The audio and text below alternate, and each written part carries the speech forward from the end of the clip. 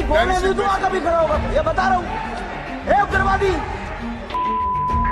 ये आतंकवादी है, उग्रवादी है, ये मुल्ला आतंकवादी है।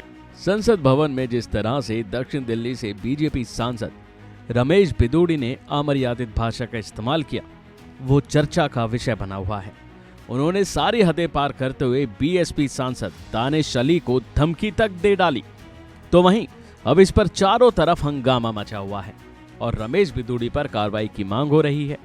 इतना ही नहीं, बल्कि विपक्ष बीजेपी के नेताओं पर सवाल खड़े कर रहे हैं। इसी को लेकर आप सांसद संजय सिंह का बयान भी सामने आया।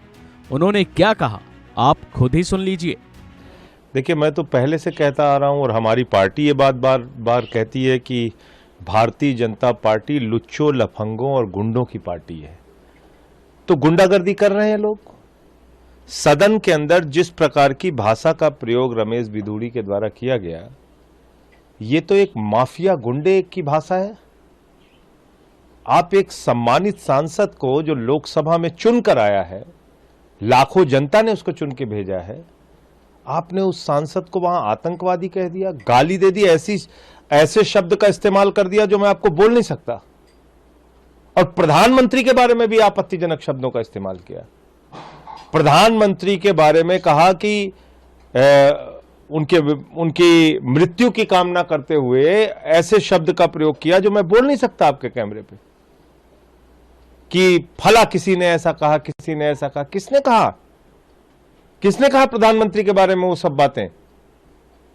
तो इसलिए दानिश अली का जो जिस प्रकार से अपमान सदन के अंदर किया गया है, वो इस देश के जो तमाम विपक्ष के सांसद हैं जो सरकार के खिलाफ आवाज उठाते रहते हैं, उन सब का अपमान है। मैंने तो मणिपुर की हिंसा का मुद्दा उठाया सदन में, मुझे निलंबित करके बाहर कर दिया। इसके खिलाफ कार्रवाई क्यों नहीं हो रही? इसके खिलाफ अब तक क्या कार्रवाई हुई? कोई कार्रवाई देखा आपने?